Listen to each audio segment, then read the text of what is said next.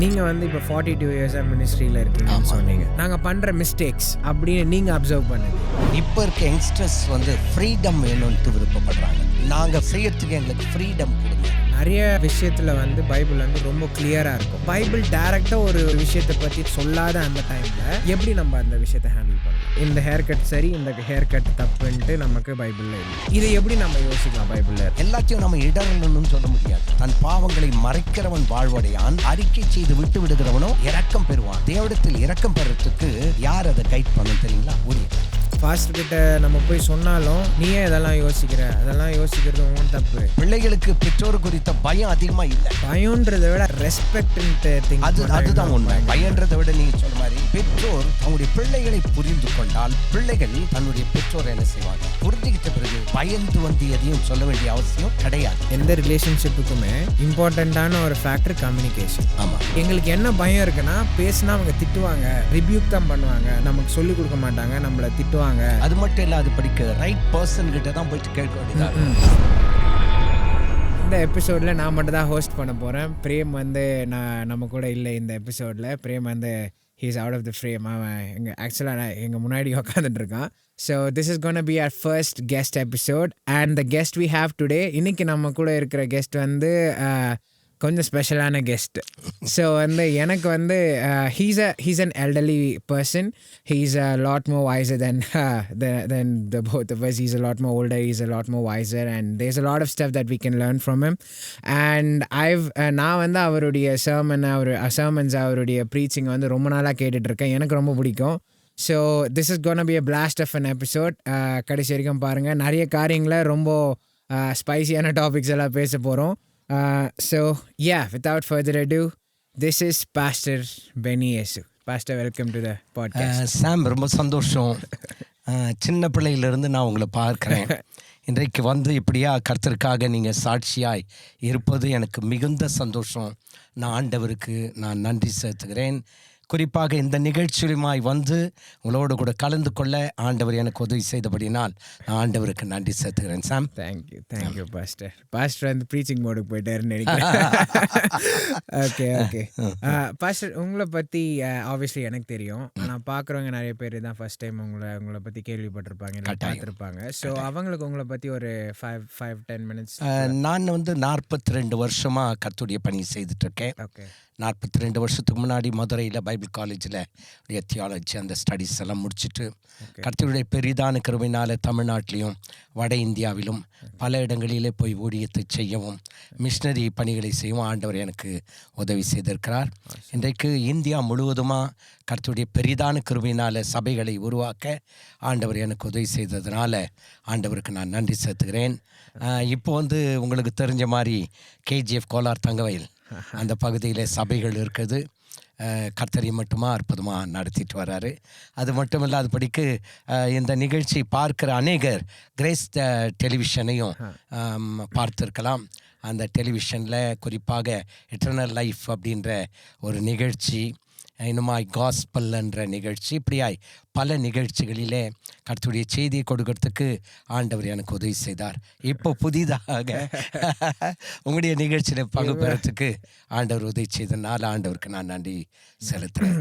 Pastor வந்து grace television mention பண்ணாங்க. Grace TV வந்து என்னுடைய ஃபாதருடைய அவர் பண்ணுற யூடியூப் சேனல் வந்து கிரேஸ் டெலிவிஷன். ஸோ அவருடைய சேனலில் பாஸ்டரும் டேடியும் வந்து நிறைய ப்ரோக்ராம்ஸ் பண்ணியிருக்காங்க. இட்டர்னல் லைஃப், ரெவலேஷன், அதுக்கப்புறமா என்ன காஸ்பல், த காஸ்பல்ன்ட்டு இப்போ ஒரு ப்ரோக்ராம் பண்ணிட்டு இருக்காங்க. ஸோ டேடியும் பாஸ்டரும் வந்து நிறைய மினிஸ்ட்ரி பண்ணியிருக்காங்க. ஸோ ஆனால் ஃபஸ்ட்டு டைம் நானும் பாஸ்டர் கூட நான் கொலாபரேட் பண்ணுறது தான் ஃபஸ்ட்டு டைம். அது மட்டும் இல்லாமல் உங்களை பார்க்கும்போது ஆண்டவருக்கு ரொம்ப நன்றி செலுத்துகிறேன். ஏன்னு கேட்டால் ஒரு சின்ன குட்டி பிள்ளையாக நான் உங்களை பார்த்தது. ஆனால் இப்போது கர்த்தருக்காக நீங்கள் வந்து இப்பேற்பட்ட நிகழ்ச்சியெல்லாம் நடத்துறது பார்க்கும்போது ஆண்டவர் உங்கள் மூலமாக வச்சுருக்க திட்டங்கள், அந்த தீர்மானங்களை நினச்சி ஆண்டவருக்கு நான் நன்றி செலுத்துகிறேன். ஆனாலும் இன்னும் ஒரு காரியம் என்னன்னு கேட்டால் 4 எபிசோட் நீங்கள் போட்டிருக்கீங்க. ஒவ்வொன்றையும் 2-3 முறை அப்படின்ட்டு நான் பார்த்துருக்கேன். அந்த அளவுக்கு எனக்கே அந்த அளவுக்கு ஒரு தொடுதலாக இருக்குது அப்படின்னு சொன்னால் கட்டாயம் பார்க்குற வாலிபர்களுக்கு நிச்சயமாக இது ஒரு ஆசீர்வாதமாக இருக்குன்னு சொல்லிட்டு நான் விசுவாசிக்கிறேன். ஆமென். பாஸ்டர் பயங்கரமாக என்கரேஜிங்காக பேசுகிறார். Thank you pastor. நாங்கள் இந்த பாட்காஸ்ட்டோ இந்த பாட்காஸ்ட்டை நாங்கள் இந்த இனிஷியேட்டிவ் எடுக்கிறதுக்கு காரணம், நான் வந்து இப்போ ஐ வாஸ் லக்கி. நான் வந்து எனக்கு வந்து ஒரு சர்ச் என்வாயன்மெண்ட், ஒரு ஸ்பிரிச்சுவல் என்வாயன்மெண்ட், சிம்பிளாக சொல்ல போனால் ஸ்பிரிச்சுவல் என்வாயன்மெண்ட், ஒரு சர்ச்சில் மினிஸ்ட்ரியில் டேடி மினிஸ்ட்ரி பண்ணுறது, நான் வந்து எனக்கு அந்த என்வாயன்மெண்ட் கிடைச்சது. I am lucky. ஸோ நான் அந்த என்வாயன்மெண்ட்டில் இருந்தாலுமே நிறைய காரியங்களை வந்து நம்ம பைபிள் படிக்கிறோம். நம்ம வந்து பைபிள் படிக்கும் போது ஓகே இதெல்லாம் சொல்லுது, பைபிள் இப்படியெல்லாம் சொல்லுதுன்ட்டு நம்ம தெரிஞ்சுக்கிறேன். ஆனால் வந்து அதை எப்படி நான் ப்ராக்டிக்கலாக அதை நான் பண்ணும்போது நான் அதை என் ரியல் லைஃப்பில் நம்ம அதை அப்ளை பண்ணும்போது அதை எப்படி பண்ணுறது, அந்த அப்ளிகேஷன் பார்ட் எப்படி பண்ணுறதுன்னு வந்து லிட்டரலாக வந்து எப்படின்னா அது யாருமே பேசுறதில்ல. எனக்கு வந்து எப்படி இருக்குன்னா இது சரி இது தப்புன்னு சொல்லுவாங்க. ஆனால் வந்து அந்த சரியான காரியத்தை எப்படி பண்ணுறது. ஆமாம், அதாவது நீங்கள் சொல்கிறத பார்க்கும்போது வேதத்தை வாசிக்கலாம், செய்தியை கேட்கலாம், நடைமுறை வாழ்க்கையில அதை எப்படி வெளிப்படுத்துறது, அந்த அப்ளிகேஷன் பார்ட் தான். ஏன்னா இப்போ அந்த அப்ளிகேஷன் பார்ட்டில் வந்து நான் ஸ்ட்ரகிள் பண்ணியிருக்கேன். நான் ரொம்ப ஸ்ட்ரகிள் பண்ணியிருக்கேன். ஏன்னா அந்த நம்ம கேட்கும் போது ஓகே பண்ணிடலாம் ஈஸியாக தான் இருக்கிற மாதிரி இருக்குன்னு யோசிப்போம். சந்தோஷமாகவும் இருக்கும். யாராவது அதுக்கு தான் வந்து நம்ம ப்ரீச்சர்ஸ் யாராவது பேசும்போது மெசேஜ் கொடுக்கும்போது கை தட்டி சந்தோஷமாக கை தட்டுறது, அல்லேலூயான்னு சொல்கிறது, அதெல்லாம் பண்ணுவோம். அதெல்லாம் பண்ணிவிட்டு ஓகே பண்ணிடலான்னு தான் போவோம். ஆனால் பண்ண போகும்போது நாங்கள் அப்போது அதை கேட்கும் போது நம்ம யோசித்தலாம் பண்ணிடலான்ட்டு. ஆனால் அதை பண்ண போகும்போது தான் வந்து அதோடைய காம்ப்ளிகேஷன்ஸ் அதெல்லாம் என்னென்னு அதை எப்படி ரிசால்வ் பண்ணுறதுன்னு தெரியாமல் நிறைய நேரம் ஸ்ட்ரகிள் பண்ணியிருக்கேன். இப்போது நீங்கள் சொல்கிறத பார்க்கும்போது ஒரு வசனம் எனக்கு ஞாபகத்துக்கு வருது. வெளிப்படுத்தல் என்ன சொல்லப்பட்டிருக்கு, இந்த வசனத்தை வாசிக்கிறவனும் கேட்கிறவனும். அப்போ வாசிக்கிறது ஓகே வாசிடலாம், கேட்கிறவனும் அதுவும் பரவாயில்ல, இதன்படி செய்கிறவனும் அப்படின்னு வரும்போது தான் அந்த இடத்துல பிரச்சனை. என்னன்னு கேட்டால் ஈஸியாக வாசலாம், ஈஸியாக அதாவது கேட்டுடலாம், ஆனால் அதன்படி செய்கிறவனும் பாக்கியவான். அப்போது எப்போ அந்த முழுமையான ஒரு ஆசீர்வாதம் வருதுன்னு சொன்னால் வாசிக்கிறது மட்டும் இல்லாமல் கேட்கறது மட்டும் இல்லாமல் அதன்படி ப்ராக்டிக்கலாக செய்யும்போது தான் அந்த பிளெஸிங் வருது. அந்த ஸ்ட்ரகிள் இருக்கு இல்லையா? ஆமாம், அந்த ப்ராக்டிக்கல் பார்ட்டு தான் வந்து நான் எங்களுடைய இனிஷியேட்டிவ், நானும் பிரேமும் சேர்ந்து ஜபம் பண்ணி இந்த எடுத்த இனிஷியேட்டிவ், எங்களுடைய கோல் என்னென்னா நாங்கள் வந்து இப்போ அந்த வளர்ந்து வரோம். அந்த கிறிஸ்டியன் லைஃப்பில் அந்த ஃபெய்த்தில் விசுவாசத்தில் வளர்ந்து வரோம். இது ஒரு ஆவிக்குரிய வளர்ச்சி, அந்த மாதிரி வளர்ந்து வரோம். ஸோ எங்களுக்கு வந்து அந்த ரீசோர்ஸஸ் இருக்குது. நாங்கள் கேட்டுறதுக்கு உங்களை மாதிரி பாஸ்டர்ஸ் கிட்ட பேசுகிறது எங்களுக்கு அந்த ரீசோர்ஸஸ் இருக்குது. எங்களுக்கே கஷ்டமாக இருக்குது, நிறைய நேரம் நாங்களே கஷ்டப்படுறோம். ஸோ நாங்கள் இந்த ப்ரோக்ராமில் வந்து நிறைய வந்து நாங்கள் கஷ்டப்படுறதையும் பேசணும், அதுக்கப்புறம் நாங்கள் கற்றுக்கிறதையும் ஷேர் பண்ணணும். அந்த ப்ராக்டிக்கல் பார்ட்டை நாங்கள் எப்படி செய்கிறோம், அது பண்ணும்போது நாங்கள் எப்படி எங்களுக்கு என்ன பிரச்சனை வருது, நாங்கள் என்ன டிஃபிகல்ட்டிஸ் என்கவுண்டர் பண்ணுறோம், அதை ஷேர் பண்ணும்போது நிறைய பேருக்கு பார்க்குறவங்களுக்கும் அது வந்து ஒரு ஐடியா கிடைக்கும், அவங்களுக்கும் வந்து ஹெல்ப்ஃபுல்லாக இருக்கும்னு தான் நாங்கள் இந்த இனிஷியேட்டிவ் ஆரம்பித்தோம். ஸோ நாங்கள் இன்றைக்கி வந்து நாங்கள் ஒரு சில கொஷின்ஸ் எடுத்து வச்சுருக்கோம். கொஷின்ஸ்னால் அது எல்லாமே வந்து ஒரு சப்ஜெக்ட் மாதிரி. ஸோ அந்த கொஷின்ஸை வந்து நம்ம ஒன்றொன்னா நம்ம டீல் பண்ணலாம். அதுக்கு முன்னாடி நான் வந்து ஒரு விஷயத்தை கிளியர் ஆக்கணும்னு நினைக்கிறேன். நாங்கள் பேச போகிறது எல்லாமே நிறைய காரியங்களை வந்து நான் பாஸ்டர்கிட்ட அந்த விஷயத்தை ப்ராம்ப்ட் பண்ணிவிட்டு அவர் ஒன்று சொல்லும் போது நான் வந்து அதுக்கு கான்ட்ரடிக்டரியாக நான் ஏதாவது ஒன்று சொல்லுவேன். ஆனால் அதை சொல்லும் போது வந்து நான் வந்து அது நான் சொல்கிறது இல்லை, அதுக்கு கான்ட்ரடிக்டரியாக இப்படி சொல்லுவாங்கன்ற பாயிண்ட் ஆஃப் வியூவில் நான் சொல்லுவேன். ஸோ இது டெவில்ஸ் அட்வொகேட்னு சொல்லுவாங்க. பாசிட்டிவாக ரெண்டு பேரும் அந்த பாயிண்ட்டுக்கு அக்ரி பண்ணுவோம், ஆனால் அந்த டிபேட்ன்றதுக்கு பதிலாக ஒரு கான்வர்சேஷன் மாதிரி இருக்கணுன்றதுக்காக அதுக்கு அப்போசிங்காக ஒரு பாயிண்ட் ஆஃப் வியூ இருந்தால் தான் அந்த கான்வர்சேஷன் ஒரு எதிர்மறையான காரியம். So I'm gonna play the devil's advocate. Okay, ஆரம்பிச்சிடலாம்னு நினைக்கிறேன் ஃபர்ஸ்ட். ஓகே, நான் மென்ஷன் பண்ண மாதிரி எங்களுக்கு இருக்கிற கொஷின்ஸ் இப்போ வந்து ஐம் இன் மை 20s.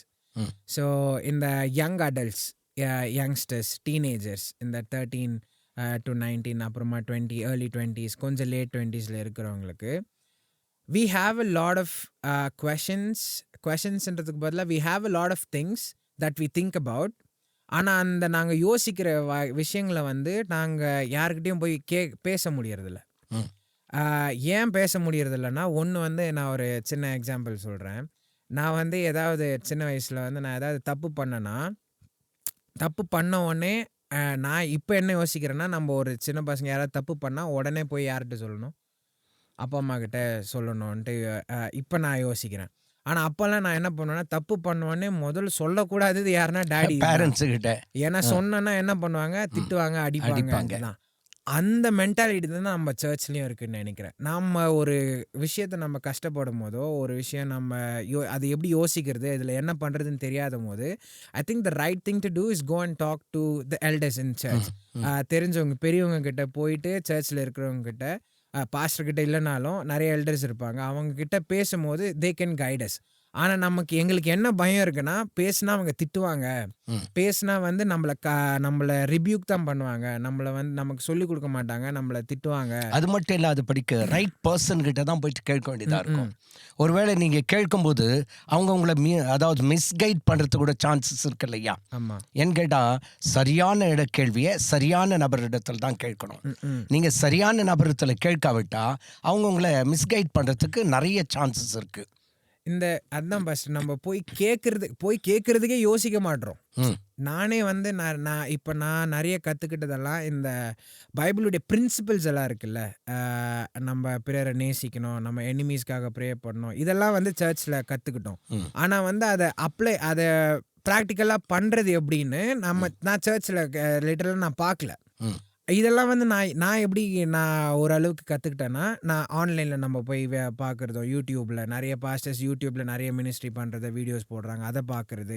அதுக்கப்புறம் வேறவங்களுக்கு எக்ஸ்பீரியன்ஸஸ் கேள்விப்பட்டு அதில் நம்ம கொஞ்சம் என்னடா இதை எப்படி யோசிக்கிறதுன்னு தெரியாமல் யோசிச்சுட்டு, அதுக்கப்புறம் பைபிள் படித்து, அதுக்கப்புறம் கொஞ்சம் கொஞ்சமாக அண்டர்ஸ்டாண்ட் பண்ணிவிட்டு அப்படி தான் நான் கற்றுக்கிட்டேன். ஸோ வந்து நாங்கள் போய் கேட்குறதே தான் பிரச்சனை.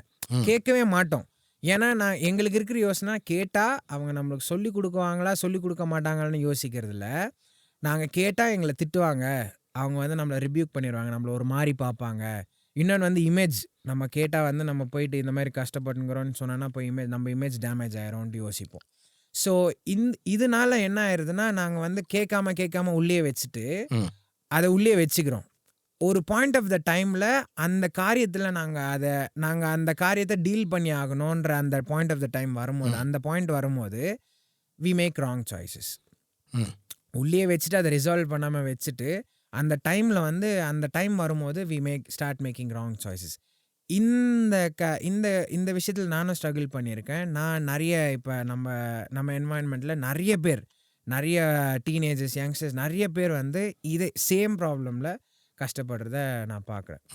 So how do we deal with this? அதாவது இந்த டீன் ஏஜ் அப்படின்னு இருக்கு இல்லைங்களா, 13 to 19, இதுதான் வாழ்க்கையில் ஒரு பெரிய மாற்றத்தை கொடுக்குற, ஒரு சேஞ்சஸை கொடுக்குற ஒரு சூழ்நிலை உருவாக்குது.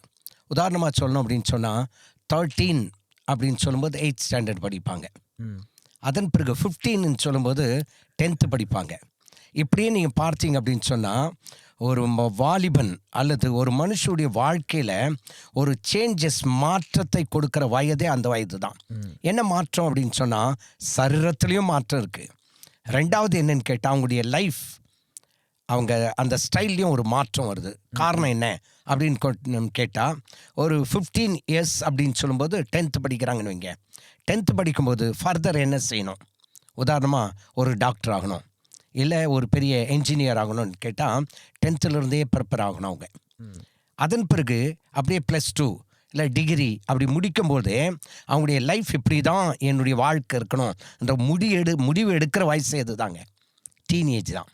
அப்போ அந்த டீனேஜில் 2 விதமான பிரச்சனை இருக்குது. 2 விதமான பிரச்சனை அப்படின்னு சொன்னால், ஒன்று, அப்பா அம்மா என்ன யோசிப்பாங்க, என் பையனை இந்த வழியில் தான் நடத்தணும், இவன் இப்படி தான் படிக்கணும், இல்லை இவனை டாக்டராக தான் ஆகணும் அப்படின்னு. ஆனால் இவனுக்கு சுத்தமாக டாக்டர் ஆகிறது ஒரு உதாரணம் தான் சொல்கிறேன், விருப்பமே கிடையாது. ஆனால் இப்போ இவன் தன்னுடைய விருப்பத்துக்காக அல்ல, அப்பா அம்மாவுடைய விருப்பத்துக்காக தான் படிக்கிறான். அவன் படிக்கும்போது உண்மையாகவே படித்து சக்ஸஸ் ஆகக்கூடிய ஒரு சூழ்நிலை அவனுக்கு வர்றதில்லை. ஏன்னு கேட்டால் இந்த ஒரு ஆசை யார் வந்து திணிக்கிறது? பேரண்ட்ஸ். அதே நேரத்தில் தன்னுடைய விருப்பத்தை சொன்னாலும் அவங்க ஏற்றுக்கொள்ளுகிற மனப்பான்மை பக்குவத்தில் அதுதான் அதுதான் நினைக்கிறேன் ஃபர்ஸ்ட் பிரச்சனை. ஆமாம், இங்கே தான் பிரச்சனையே வருது. அப்போது யாருடைய விருப்பத்தை நிறைவேற்றணும்னு கேட்டால் பெற்றோர் தங்களுடைய விருப்பத்தை நிறைவேற்றணும் அப்படின்னு நினைக்கிறாங்க. ஆனால் பையனுக்கு அது இல்லை, நான் இப்படி தான் ஆகணும் அப்படின்னு சொல்லும்போது தான் இந்த டீனேஜ்லேயே பிள்ளைங்க சோர்ந்து போகிறாங்க.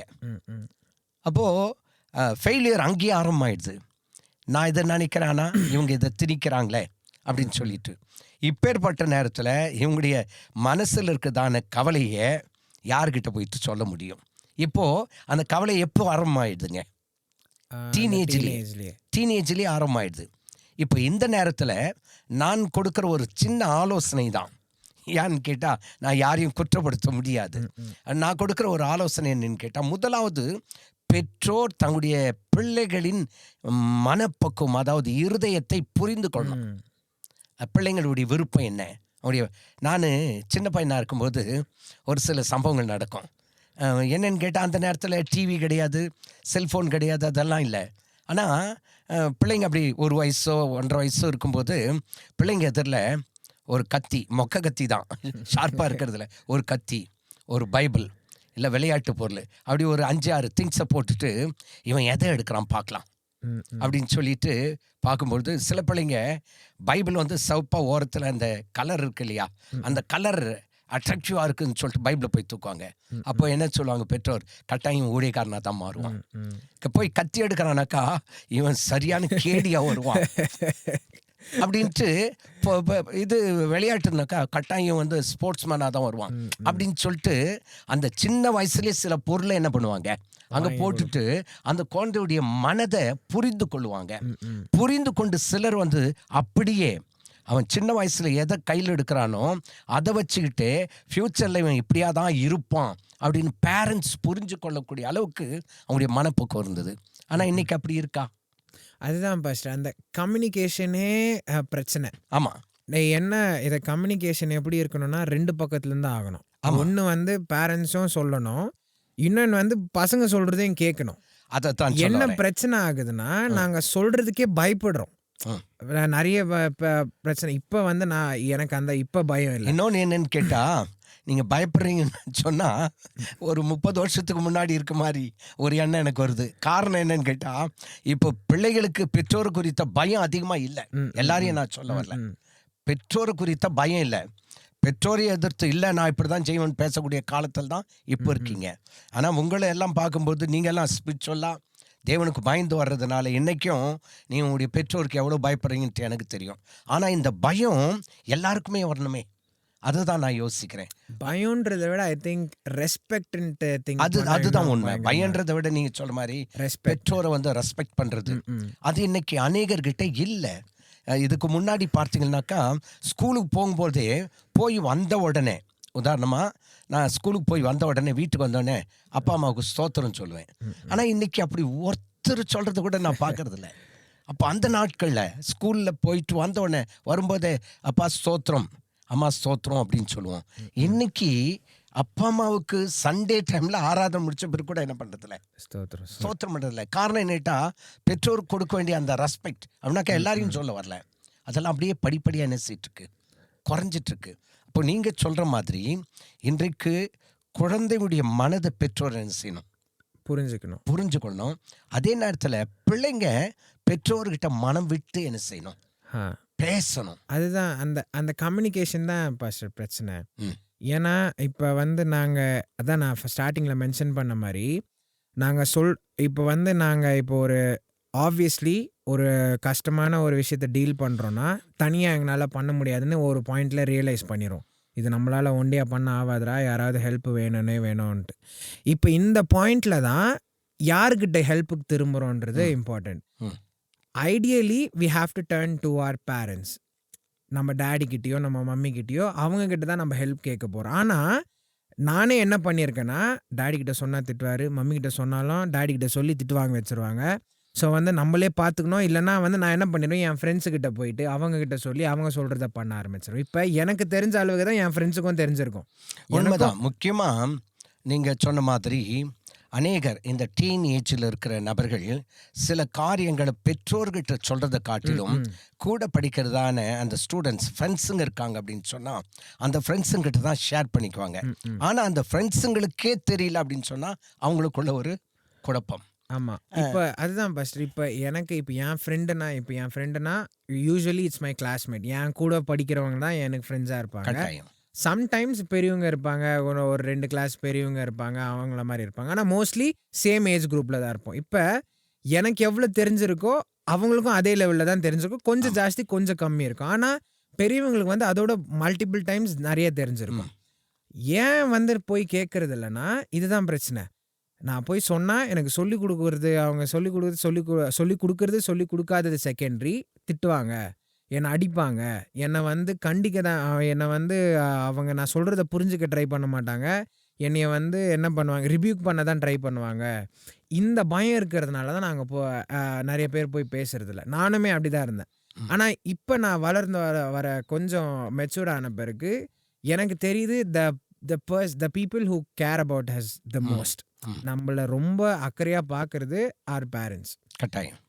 நானும் வந்து ரொம்ப பிட்டராக இருந்திருக்கேன் எங்கள் மம்மி டேடி மேலே. ரொம்ப இவங்க நான் சொல்கிறத கேட்கவே மாட்றாங்க, நான் ஒன்று சொன்ன வரேன்னா காது கூட கொடுத்து கேட்க மாட்றாங்க, புரிஞ்சுக்க ட்ரை பண்ண மாட்றாங்கன்ட்டு. இந்த முதலாவது என்னை பொறுத்த வரையிலும் பெற்றோர் நம்ம புரிந்து கொள்ளணும்.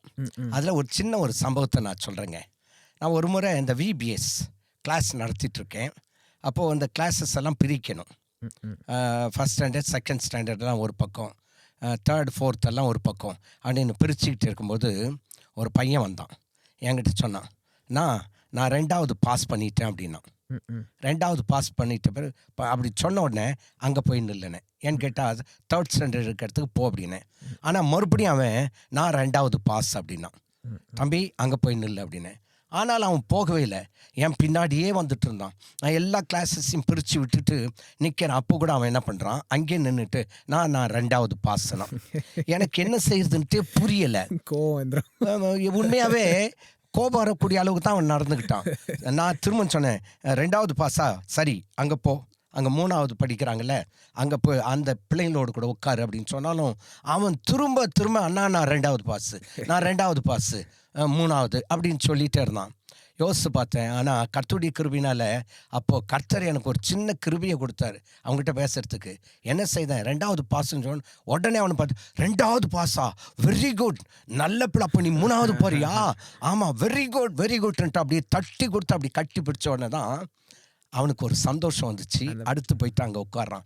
அப்போ நான் என்ன புரிஞ்சுக்கிட்டேன் அப்படின்னு சொன்னால், அவனை அப்ரிஷியேட் பண்ணோம் அப்படின்ட்டு நினைக்கிறான். ஆனால் எனக்கு புரியலை. எத்தனையோ முறை அவன் சொல்லிட்டான், நான் 2வது பாஸ் அப்படின்னு சொன்னான். அப்போ அவனை வெரி குட்ன்ட்டு அப்பயே சொல்லியிருந்தா அவன் அந்த கிளாஸுக்கு போயிருப்பான். அப்போ தான் நான் யோசிக்கிட்டேன், ஆண்டவரே அந்த சின்ன குழந்தையுடைய இருதயத்தை என்னால் புரிஞ்சு கொள்ள முடியலையே. அப்போ அவன் என்ன யோசிக்கிறான், என்ன அந்த அண்ணன் வந்து அப்ரிஷியேட் பண்ணோம் அப்படின்னு நினைக்கிறானே அப்படின்னு ஆண்டவருக்கு ரொம்ப நன்றி சொன்னேன். அதே போல தான் பேரண்ட்ஸ் எப்போதும் ஸ்ட்ரிக்டாக குச்சி வச்சுடாய் இது பண்ணக்கூடாது அதை பண்ணக்கூடாதுன்ட்டு விரட்டிக்கிட்டே இருக்கிறத விட பிள்ளைகளுடைய இருதயத்தை கட்டாயம் என்ன செய்யணும், புரிந்து கொண்டு அந்த பிள்ளைகள் எதை அவங்க விரும்புகிறாங்க, எதை அவங்க செய்யணும்னு ஆசைப்படுறாங்கன்றத கொஞ்சம் ஆகிலும் புரிஞ்சுக்கிட்டாங்க அப்படின்னு சொன்னால் நிச்சயமாக பிள்ளைகளுடைய வருங்காலம் ரொம்ப ஆசீர்வதிக்கப்பட்டதாக இருக்கும். சில நேரத்தில் பார்த்தீங்கன்னா வீடு எப்படி இருக்குன்னு கேட்டால் ஒரு ஆர்மி அதில் நடத்துகிற மாதிரி, இந்த நேரத்துக்கு எழுந்துக்கணும், இந்த நேரத்துக்கு படிக்கணும், இந்த நேரத்துக்கு இதை செய்யணும் அதை செய்யணுன்ட்டு ஸ்ட்ரிக்டாக சொல்லும்போது தான் பிள்ளைங்களுக்கு பேரண்ட்ஸுக்கிட்ட பேசுகிறதுக்கே கொஞ்சம் அதுதான் அச்சம். அப்படி இருக்கிறதுனால அதே நேரத்தில் இன்னொன்று என்னன்னு கேட்டால், பேரண்ட்ஸ் நம்ம புரிஞ்சு கொள்ளக்கூடிய அளவுக்கு நாம் என்ன செய்யணும், நடந்து கொள்ளணும். மெதுவாக போயிட்டு பேரண்ட்ஸுக்கிட்ட இப்படிப்பட்ட ஒரு எண்ணம் இருக்குது அப்படின்றத எடுத்த உடனே நான் இதை செய்ய போகிறேன் அப்படின்ட்டு ஒரு வித்தியாசமாக பேசுகிறத விட பொறுமையாக போயிட்டு பெற்றோர்கிட்ட நம்ம சொல்லணும்.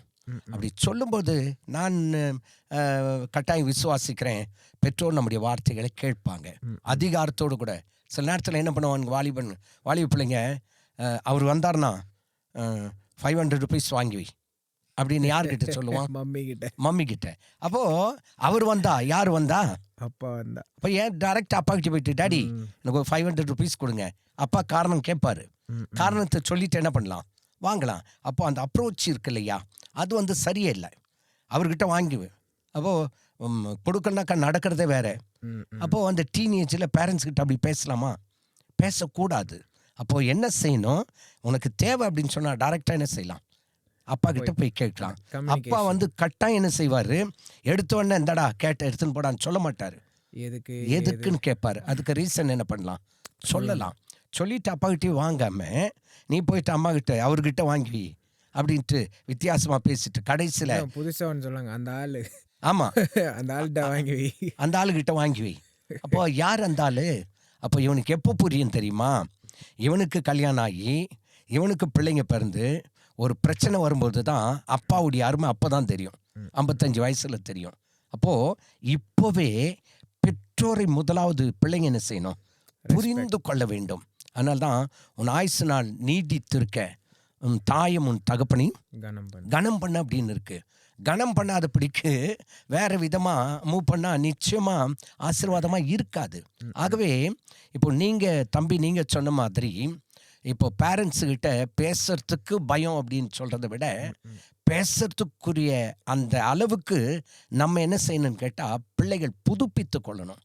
யார்? நம்முடைய அப்பா, நம்ம அம்மா. அவங்ககிட்ட போயிட்டு நான் பேசினா அடிப்பாங்க அப்படின்னாக்கா நீ போகிற ரூட் சரியில்லைன்னு அர்த்தம். அடிப்பாங்கனாக்கா என்ன அர்த்தம்? இப்போ உதாரணமாக என் பிள்ளையே என்கிட்ட வந்து பணம் கேட்குதுன்னு சொன்னால் எடுத்த உடனே இந்தா எடுத்துன்னு போன்னு சொல்ல போகிறதில்ல. இப்போ அது கேட்குறதில்ல விட 500 ரூபாய் கேட்குதா, இந்தா 200 ருபீஸ்ன்ட்டு நான் கொடுக்க மாட்டேன். ஏன்னு கேட்டால் அது என்ன ரீசனுக்காக கேட்குதுன்னு தெரியும்.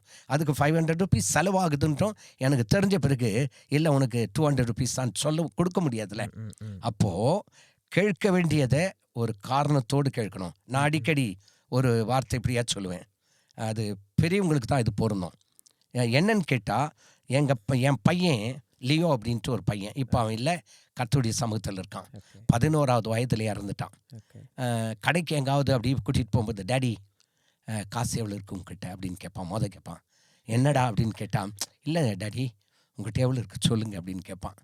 அதன் பிறகு இவ்வளோ இருக்குது அப்படின்னு சொன்னால் திரும்ப நான் கேட்பேன் என்னப்பா வேணும் அப்படின்னு கேட்டால், இல்லை டேடி இது வாங்கணும்னு இருக்கேன், உங்ககிட்ட காசு இருக்கோ என்னமோ தெரில அப்படின்னா, இருக்குப்பா வாங்கிக்க. உண்மையாக இப்போ நினைக்கும் போது அப்பேற்பட்ட ஞானமான பிள்ளையை ஆண்டவர் எடுத்துக்கிட்டார். இப்போ அவன் இருந்திருந்தா 27 வயசு. ஒரு நாளாகிலும் என் மனம் துக்கப்படக்கூடிய அளவுக்கு அவன் நடந்து கிடையாது. என்கிட்ட பேசும்போது வேணும் அப்படின்னு சொல்கிறதுக்கே எத்தனையோ காரியங்களை என்கிட்ட பேசிட்டு அதன் பிறகு தான் அவன் என்கிட்ட கேட்பான். அதுபோல் நாம் பெற்றோருடைய மனத்தையும் புரிஞ்சுக்கிட்டு தான் அவர்கிட்ட என்ன பண்ணோம். நீங்கள் எப்படி பாஸ்டர் அவனுக்கு ஓகே இப்போ அவனுக்கு அந்த கான்ஃபிடென்ஸ் இருக்கணும்ல, நான் போய் டேடி கிட்ட இதை நான் சொன்னேன்னா அவர் வந்து என் மேலே கோவப்படாமல் நான் சொல்கிறத வந்து புரிஞ்சுக்க ட்ரை பண்ணுவாருன்னு அந்த கான்ஃபிடென்ஸ் வரணும்ல. ஆமாம், அந்த கான்ஃபிடென்ஸ் வர்றதுக்கு நீங்கள் என்ன பண்ணீங்க? அதாவது உதாரணமாக சில நேரங்களில் ஏடிஎம்மில் பணம் எடுக்க போகிறேன்னு வைங்களேன், அவனையும் எடுக்க வைப்பேன். ஓகே, பணம் எடுத்த பிறகு அவன் எடுத்து கவுண்ட் பண்ணிவிட்டு வச்சுட்டு அவனையே செலவு பண்ணுறதுக்கு இந்த கடைக்கு போகிறோம் எவ்வளோ கொடு அவ்வளோ கொடுன்னு சொல்லும். அவன் சரியாக என்னவும் வராதுன்னு வைங்க. 11 இயர்ஸ் தான், 10 இயர்ஸ் 9 இயர்ஸ் அந்த நேரத்துலேயே அவனுக்கு ட்ரைனிங் கொடுத்தேன். அப்படியே எடுத்து கொடுப்பான், நானும் அதை கவனிப்பேன். அப்போது என்ன என்கிட்ட கொடுத்தான்னு நான் கவுண்ட் பண்ணி அங்கே கொடுப்பேன். உடனே நான் சொல்லி கொடுக்கல தம்பி, அவன் பாக்கெட்லேயே ஒரு சின்ன நோட் இருக்கும், எடுத்து எழுதிக்குவான். இவ்வளோ சொல்லாமே. ஆமாம், அந்த நோட்டு நீங்கள் நான் வாங்கி கொடுக்கல, அவனே எழுதிடுவான். எழுதிட்டு அடுத்து அந்த மெயின் அமௌண்ட் இருக்கு இல்லையா, அந்த எவ்வளோ செலவாச்சுன்ட்டு மைனஸ் பண்ணி அங்கே என்ட்ரி பண்ணும்போது நான் சொல்லப்பா இப்போ மைனஸ் பண்ணாத, பிறகு பார்த்துக்கலாம் அப்படின்ட்டு ஆரம்ப நாட்கள்லேருந்தே அந்த சுபாவம் அவனுக்கு இயற்கையாகவே வந்துடுச்சு. ஸோ நீங்கள் பண்ணுற விஷயங்கள் அவனையும் இன்க்ளூட் பண்ணிட்டு, இன்க்ளூடுன்றதை விட நான் செய்கிறத அவன் பார்த்துருக்கான். என் கையிலையும் சின்ன டைரி இருக்கும், எங்கன்னா போனால் எழுதுவேன். அதே போல் இப்போ அவனை கடைக்கு கூட்டிகிட்டு போகும்போது அவனே என்ன செய்யட்டான்னு கேட்டால், ஒரு சின்ன எங்கள் வீட்டில் இருக்கும் அது போல் நோட்டு, அவன் பாக்கெட்டில் வச்சுக்கிட்டு அவனே எழுத ஆரம்பித்தான். அப்போது நான் என்ன செய்கிறேன்றதை அவன் பார்த்துட்டு தான் அப்படியே அதை செய்ய ஆரம்பித்தான். அது மட்டும் இல்லாதபடிக்கு என்னை எந்த வகையிலையும் அவன் தொல்லை கொடுக்க மாட்டான், தொந்தரவு கொடுக்க மாட்டான். அவன் கேட்டுட்டு தான் இப்படி இருக்கா காசு இருக்கா அப்படின்னு கேட்டுட்டு, சில நேரத்தில் மகன் பணம் இல்லையே, சரிங்க டாடி இன்னொரு முறை பார்த்துக்கலாம். காரணம் என்ன, என்னையும் எங்களுடைய குடும்பத்தினுடைய நாங்கள் எப்படி என் மனைவி கிட்ட பேசுகிறேன், என் மனைவி என்கிட்ட எப்படி பேசுகிறாங்க, என் மகா கிட்ட எப்படி பேசுகிறேன், எல்லாத்தையும் அவன் என்ன செய்கிறான், அப்சர்வ். பார்த்துக்கிட்டே இருக்கான். அப்போது தீமையானது உள்ள நுழையத்துக்கு சந்தர்ப்பம் இல்லை. இல்லையே. அப்போது அது மட்டும் இல்லாதபடிக்கு எனக்கு நல்லாவே தெரியும், நான் வெளியே வந்து திரும்ப உள்ளே போவேனாக்கா, டாடி இதை வாங்கிட்டு வந்திருக்கீங்கல்ல அப்படின்னு சொல்லுவான். அப்போது எப்படா தெரியும்னு கேட்டால், என்னை பற்றி உங்களுக்கு நல்லா தெரியும், எனக்கு நீங்கள் என்ன வாங்கின்னு வரீங்கன்ட்டும் எனக்கு தெரியும் அப்படின்வான். அதுக்கு முக்கிய காரணம் ஆண்டவர்கிட்ட நான் கேட்டேன், என் பிள்ளைகளை நான் புரிஞ்சுக்கொள்ளணும், என்ன வந்து என் பிள்ளைங்க என்ன செய்யணும், அந்த அண்டர்ஸ்டாண்டிங். ஆமாம் புரிஞ்சு கொள்ளணும் அப்படின்ட்டு நான் கேட்கும்போது கர்த்தர் இந்த நாள் வரையிலும் அற்புதமாக நடத்திட்டு வந்தார். இடையில் 11ஆவது வயதில் கர்த்தருக்குள்ளே அவன் நித்திரை அடைஞ்சு தெய்வ சமூகத்தில் போயிட்டான். ஆனாலும் அநேக விஷயத்தை இப்போவும் நான் யோசிப்பேன், என் பையன் அப்படி இருந்தானே அப்படின்னு. ஆனால் ஆண்டவருக்கு நன்றி சொல்கிறேன். ஏன்னு கேட்டால் என்னுடைய பையனுடைய ஆவிக்குரிய வாழ்க்கையை நினச்சி, அப்போ அவனுக்கு 11 வயசு தான். அப்போ அந்த 11 வயசுலேயே அந்த அளவுக்கு அவன் ஞானமாக நடந்ததை நான் பார்த்துருக்கேன். அதுபோல் நான் விருப்பப்படுறது என்னன்னு கேட்டால், எல்லா பிள்ளைகளும் அப்படி ஞானமாக நடக்கணும். அது மட்டும் இல்லாதபடிக்கு கர்த்தருக்குள் என்ன பண்ணும், கீழ்ப்படுகிற பிள்ளைங்களா வளர்ந்தா அப்போது பெற்றோருக்கும் நமக்கும் நல்ல ஒரு அண்டர்ஸ்டாண்டிங்ஸ் இருக்கும். அதான் அந்த அண்டர்ஸ்டாண்டிங், அந்த ரிலேஷன்ஷிப் இருக்குல்ல பாஸ்டர். இப்போ ஒரு ஃபாதர் அண்ட் சன், அதுவும் ஒரு ரிலேஷன்ஷிப், ரொம்ப இம்பார்ட்டண்ட்டான ரிலேஷன்ஷிப். ஆமாம். எந்த ரிலேஷன்ஷிப்புக்குமே இம்பார்ட்டண்ட்டான ஒரு ஃபேக்டர் கம்யூனிகேஷன். ஆமாம், கம்யூனிகேஷன். நான் என்ன யோசிக்கிறேன்னு உங்களுக்கு ஓரளவுக்கு தெரிஞ்சிருந்தாலும், நான் உங்ககிட்ட வந்து சொன்னால் தான் அந்த முழுமையாக அந்த 100% நான் என்ன யோசிக்கிறேன்னு உங்களுக்கு தெரியும். ஆமாம். ஸோ அதே மாதிரி நீங்கள் என்ன யோசிக்கிறேன், நீங்கள் எனக்கு சொன்னால் தான் எனக்கு 100% தெரியும். இந்த கம்யூனிகேஷனை நம்ம வந்து அந்த ஹேபிட்டை வந்து நம்ம டெவலப் பண்ணிக்கணும்னு நினைக்கிறேன். கட்டாயம். ஸோ நான் யோசிக்கிறத வந்து நான் போய் பேசினா டேடி கிட்ட சொன்னால் வந்து இதை சொல்லலாமா வேணாமான்னு தயக்கத்திலே வச்சுட்டு இல்லாமல், எனக்கு வந்து I have confidence in my father. நான் ஒன்று போய் சொல்லும் போது அவர் வந்து எனக்கு ஹெல்ப் பண்ணணுன்னு தான் யோசிப்பார், அவர் கோவப்பட்டாலும் அவர் எனக்கு ஹெல்ப் பண்ணணுன்னு தான் யோசிப்பார்னு அந்த கான்ஃபிடென்ஸ் எனக்கு வரணும்னா, we have to have that relationship. அந்த ரிலேஷன்ஷிப் எப்போ அந்த ரிலேஷன்ஷிப் வளரும்னா when we communicate. நம்ம எல்லாத்தையும் உள்ளே அடுக்கி வச்சுட்டு இருந்தா நம்ம அவங்களுக்கும் முழுசா தெரியாது, எனக்கும் அவங்க என்ன யோசிக்கிறாங்க தெரியாது. அதாவது இன்னொரு விஷயத்தை நான் சொல்லணும் அப்படின்னு சொன்னால், இது பெருமைக்காக இல்லை, இது கர்த்தருடைய நான் மகிமைக்காகவும் அதே நேரத்தில் எங்களுடைய வாழ்க்கையில் நடந்ததை சாட்சியாகவும் சொல்கிறேன். இதுவரையில் என்னுடைய பெண்ணு கல்யாணம் ஆகி 2 பிள்ளைங்க இருக்குது. என்கிட்ட வந்து சாரி டாடின்ட்டு ஒரு வார்த்தையும் சொன்னதில்லை, ஒரு முறை கூட என்கிட்ட சொன்னது கிடையாது. அப்போது ஒரு நாள் கேட்டேன், ஏம்மா இதுவரையிலும் ஏதாவது என்கிட்ட சாரி டாடின்னு சொல்லியிருக்கியான்னு கேட்டேன். அப்போது அது சொன்ன ஒரு வார்த்தை என்னன்னு கேட்டால், டாடி ஏதாவது தப்பு செய்திருந்தால் தானே உங்ககிட்ட வந்து நான் சாரி கேட்கணும். உண்மையாகவே இது தேவநாம மகிமைக்காக நான் சொல்கிறேன். இப்போது என்னுடைய மகளுக்கு 30 years. இதுவரையிலும் அவள் சாரி கேட்காதனால நானே கேட்டேன், ஏம்மா ஒரு நாள் ஆகிலும் சாரி கேட்டியா? அதுக்கு ஒரே ஒரு காரணம் என்னன்னு கேட்டால், என் பெண்ணுடைய மனசை நான் புரிஞ்சுக்கிட்டேன். அது ரொம்ப முக்கியம். பிள்ளைங்க மேலே நம்ம குற்றம் சொல்கிறத விட நான் என்னுடைய அனுபவத்தை தான் சொல்கிறேன். ஒருவேளை இது மற்றவங்களுக்கு குறையாக இருக்கலாம், ஆனால் என்னுடைய அனுபவம், முதலாவது பெற்றோர் தன்னுடைய பிள்ளைகளை புரிந்து கொண்டால் பிள்ளைகள் தன்னுடைய பெற்றோரை என்ன செய்வாங்க, புரிஞ்சுக்கிட்ட பிறகு பயந்து வந்து எதையும் சொல்ல வேண்டிய அவசியம் கிடையாது. அப்போது எங்கள் அப்பா கிட்ட போனால் திட்டுவார் அடிப்பார் அப்படின்னு சொன்னால், அது இப்போ திட்டுவார் அடிப்பார்னாக்கா நீ தவறான காரியத்தை தான் என்ன பண்ணுற யோசிக்கிற பேசுன்னு அர்த்தம். அப்போ எங்கள் அப்பா கிட்ட போனால் அவர் திட்டவும் மாட்டார் அடிக்க மாட்டார். காரணம் என்னன்ட்டா, நான் கேட்கறது சரியான காரியம், சரியான கேள்வி அல்லது சரியான ஒரு தேவையை நான் கேட்குறேன். அதனால் என்னுடைய தாயோ தகப்பனோ என்னை திட்டுறதுக்கு சந்தர்ப்பமே இல்லைன்ற ஒரு எண்ணம் பிள்ளைகளுக்கு வரணும். இப்போ வந்து பாஸ்டர், இப்போ அந்த மாதிரி இப்போ ஒரு தப்பான விஷயத்திலே மாட்டிட்டு இப்போ அவங்க சிக்கிட்டாங்க. இப்போ வந்து அவங்க வந்து இப்போ அந்த பிரச்சனையில் இருக்காங்கன்னு வச்சுப்போமே. இப்போ என்ன பண்ண முடியும்? இப்போ வந்து நீங்கள் சொன்ன மாதிரி நான் வந்து இப்போ எங்கள் அப்பா கிட்ட சொல்ல முடியலன்னா அது ஆப்வியஸ்லி தப்பு. நானும் அதை ஃபாலோ பண்ணுறேன். இஃப் நான் ஒன்று பண்ணுறத வந்து எங்கள் டேடிக்கிட்டேயோ எங்கள் மம்மிக்கிட்டேயோ என்னால் சொல்ல முடியலன்னா, அப்போ அதுதான் எனக்கு ஒரு indication what I am trying to do is wrong. So இப்போ imagine somebody who is already in it. அவங்க ஆல்ரெடி வந்து ஒரு ஸ்டெப் எடுத்து வச்சுட்டாங்க, மாட்டிக்கிட்டாங்க. இப்போ அவன் நான் என்ன யோசிக்கிறேன்னா, அவன் தப்பு நான் ஒரு ஸ்டெப் எடுத்து வச்சுட்டேன். இப்ப என்னால என்ன பண்ணணும்னு தெரியல. நான் வந்து மத்தவங்க கிட்ட போய் அந்த ஹெல்ப்ப தேடாம, நான் எங்க டாடி கிட்ட போய் அத ஹெல்ப்புக்கு நான் எங்க பேரண்ட்ஸ் கிட்ட, எ எ என்ன என்னுடைய டாடி, மம்மி கிட்ட நான் போய் ஹெல்ப் கேட்கணும். அந்த நிலைக்கு நம்ம வரணும்னு நான் யோசிக்கிறேன். இப்போ இந்த விஷயத்துல 2 காரியங்கள உங்களுக்கு சொல்றேன். 1, என் அப்பா கிட்ட போயிட்டு பேசினா, என் அப்பா என்ன புரிஞ்சு கொள்வாரு. ம். என்ன வந்து நான் என்னுடைய தவறு இருக்குனாக்கா, அதிலிருந்து நான் விலகி வரக்கூடிய அளவுக்கு என்ன கைட் பண்ணுவாருன்ற ஒரு நம்பிக்கை இருந்தா, டைரக்ட்டா பேரண்ட்ஸ் கிட்ட சொல்லலாம். அந்த இல்லாவிட்டால் அதுதான். அந்த நம்பிக்கை எப்படி நம்ம வர வைக்கிறது தான். அதாவது நம்ம நடந்து கொள்ளுகிற விதத்திலேயே நம்ம புரிஞ்சு கொள்ளலாம்.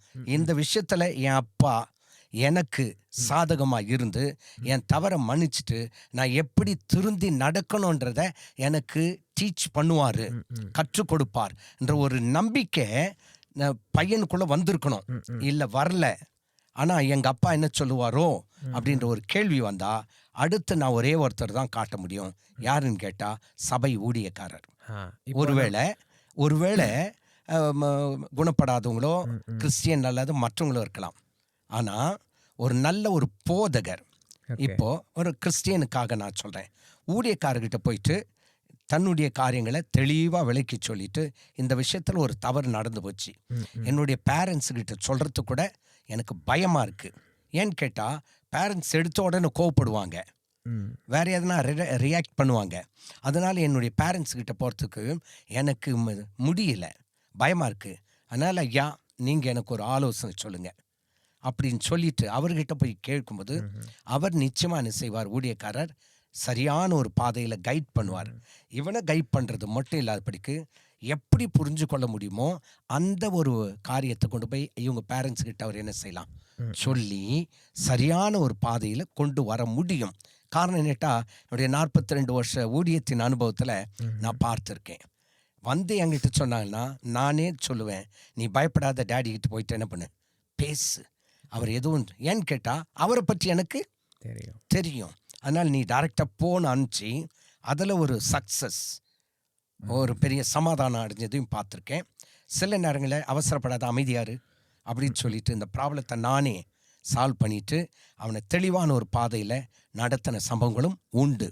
சில நேரங்களில் இது எல்லாத்தையும் கேட்டுட்டு மெதுவாக போய் அவங்க பேரண்ட்ஸுக்கிட்டே இப்படி இருக்கு, அதனால் அதுக்கு முன்னாடி என்னென்ன சொல்லணுமோ எல்லாத்தையும் சொல்லி முடிச்சுட்டு இப்படி விஷயம் இருக்குது, எந்த வகையிலையும் நீ என்ன செய்யக்கூடாது, கோவப்படக்கூடாது, நான் இப்போது பொறுப்படுத்திட்டு இருக்கேன், ஒன்றும் பயப்படாதீங்க, அவனை மன்னிச்சிருங்க, அடுத்து அவனை எப்படி கைட் பண்ணுமோ நான் பார்த்துக்கிறேன் இப்படின்னு சொல்லி கைட் பண்ண விதங்கள் உண்டு. 3 விஷயத்த சொன்னேன்.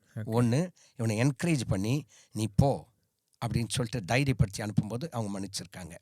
2வது, என்கிட்ட என்ன செய்யறது, வருவாங்க, என்கிட்ட வரும்போது நானே அந்த ப்ராப்ளத்தை சால்வ் பண்ணி அனுப்புறது.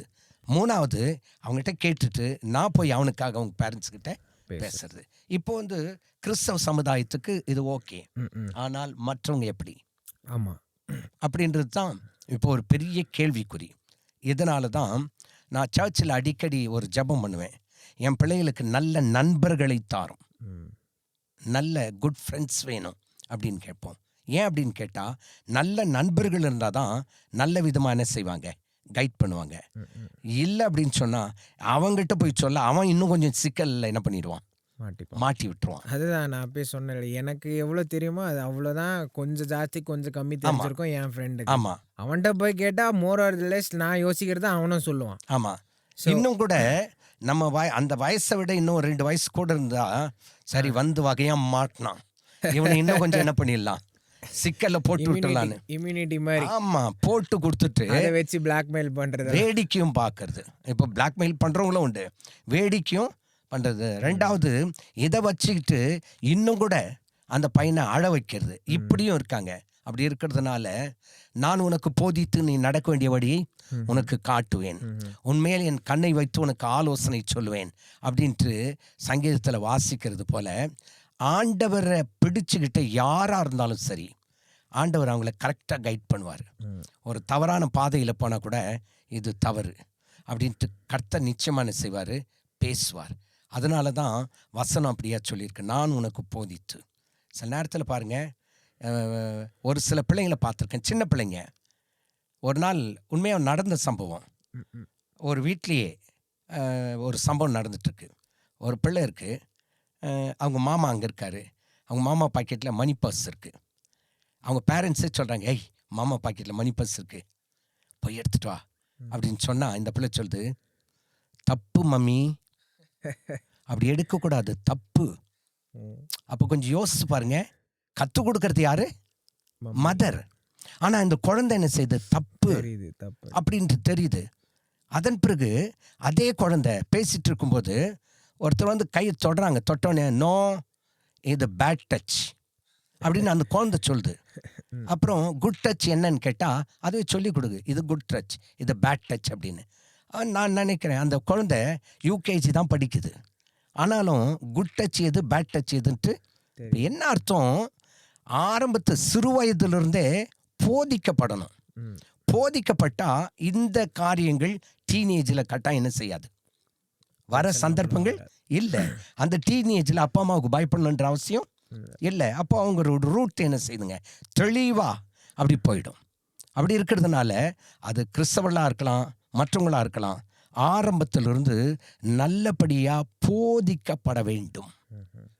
பேரண்ட்ஸ் தான் அதை என்ன பண்ணும், கவனிக்கணும். ஸோ அந்த ஸ்டார்டிங்லேருந்தே வந்து அவங்களுக்கு சரியான காரியங்களை சொல்லி கொடுத்துட்டு இருந்தா அவ்வளோவா பிரச்சனை வராது. வரத்துக்கு சந்தர்ப்பங்கள் இல்லை, கம்மியாக இருக்கும், பாசிபிலிட்டிஸ் வந்து ரொம்ப கம்மியாக இருக்கும். அதனால தான் வசனமும் இருக்குது. என்ன பண்ணுமா, சிறு வயதிலே என்ன பண்ணும், போதிக்கணும். முதிர் வயதிலும் அது விடாது இருக்கும். அப்போ சின்ன வயசில் போதிச்சா முதிர் வயது பெரியவங்களை ஆகிற வரையிலும் அது விடாது இருக்கும். அப்போது இந்த டீனேஜில் வர ப்ராப்ளம் அது வரக்கூடாதுனாக்கா எங்கே அது சரி பண்ணப்படணும்னு கேட்டால், சிறு வயதில் சரி செய்யப்பட்டால் டீனேஜில் பிரச்சனை வராது. அப்போது ஓல்ட் ஏஜ்லேயும் அந்த நல்ல சுபாவம் இருக்கும். ஓகே பாஸ்டர், இப்போ நம்ம ஃபேமிலியில் அந்த ஃபாதர் அண்ட் சன்னோட ரிலேஷன்ஷிப் பற்றி பேசினோம். இப்போ நம்ம அதே பாயிண்ட் ஆஃப் வியூவில் அதே மேட்டரை இப்போ சர்ச் பக்கம் திருப்போம். இப்போ சர்ச்சில் வந்து நமக்கு நிறைய பைபிளை பற்றி நம்ம கற்றுக்கிறது வந்து சர்ச்சில் தான் நமக்கு வந்து புதுசான காரியங்கள் எல்லாமே பைபிளில் இருந்து நமக்கு சர்ச்லேருந்து தான் சொல்லிக் கொடுப்பாங்க. இப்போ சர்ச்சில் வந்து ஆனால் அதே மாதிரி நாங்கள் வந்து நிறைய காரியங்களை வந்து இப்போ நீங்கள் சொன்ன மாதிரி நம்ம பாஸ்டர்கிட்ட போய் உங்கள் டேடி மம்மி கிட்ட நீ உன்னால் சொல்ல முடியலன்னா போய் பாஸ்டர்கிட்ட சர்ச்சில் இருக்கவன்கிட்ட பேசுனா அவங்க உங்களுக்கு ஹெல்ப் பண்ணுவாங்க. நீங்கள் சொன்னீங்க இந்த மாதிரி நாங்கள் சர்ச்லேயோ இப்போ பாஸ்டர்கிட்டயோ போய் பேசும்போது பாஸ்டர்கிட்டயும் வந்து நம்ம இப்படி சொன்னால் பாஸ்டர் என்ன யோசிப்பார், பாஸ்டர் வந்து இந்த காரியத்தை பாஸ்டர்கிட்ட சொல்லலாமா? இப்போ நான் நிறைய பார்த்துருக்கிறது என்னென்னா, பாஸ்டர்கிட்ட நம்ம போய் சொன்னாலும் நீ ஏன் இதெல்லாம் யோசிக்கிற, நிறைய பேர் சொல்லி கேள்விப்பட்டிருக்கேன். நீ ஏன் இதெல்லாம் யோசிக்கிற, அதெல்லாம் யோசிக்கிறது உன் தப்பு, நீ அதெல்லாம் பண்ணது தப்புன்ன உடனே அவங்க இந்த மாதிரி பேசினோடனே என்ன ஆயிடுதுன்னா அவங்க வந்து they feel guilty, they feel shamed. இந்த மாதிரி ஆகி தான் ஏதாவது ஒரு ஆனாலும் பாஸ்டர்கிட்டையும் நான் சொல்ல மாட்டேன், வீட்லேயும் சொல்ல மாட்டேன், நானே அவங்களே வச்சுக்கிறாங்க, இல்லை அவங்க ஃப்ரெண்ட்ஸுக்கிட்ட தப்பான வேற இடத்துக்கிட்ட போய் அட்வைஸ் கேட்க ஆரம்பிச்சிடுறாங்க. ஸோ நிறைய காரியங்கள் வந்து நம்ம பாஸ்டர்ஸ்கிட்டையும் வந்து நம்ம பேச முடியல, பேசினாலும் வந்து அவங்களோட ரெஸ்பான்ஸ் வந்து வேற மாதிரி இருக்கு.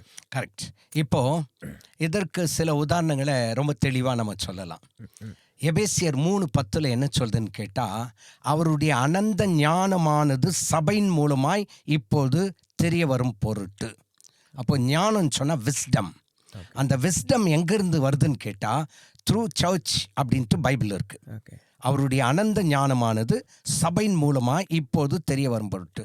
அப்போது ஞானத்தின் பிறப்பிடம் எதுன்னு கேட்டால் சர்ச்.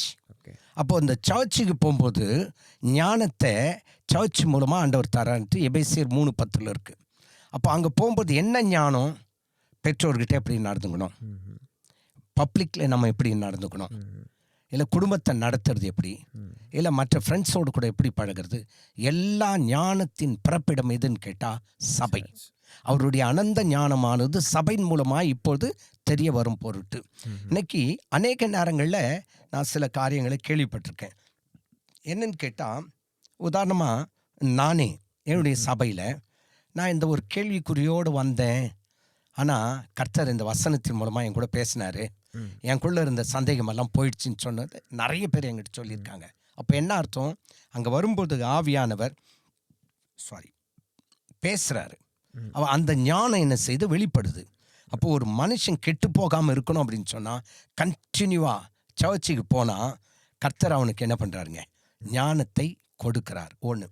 ரெண்டாவது என்னன்னு கேட்டால், வசனத்தின் படி பார்த்தா ஊழியக்காரர்கிட்ட போயிட்டு நீங்கள் எதையோ ஒரு பிரச்சனையை சொல்கிறீங்க.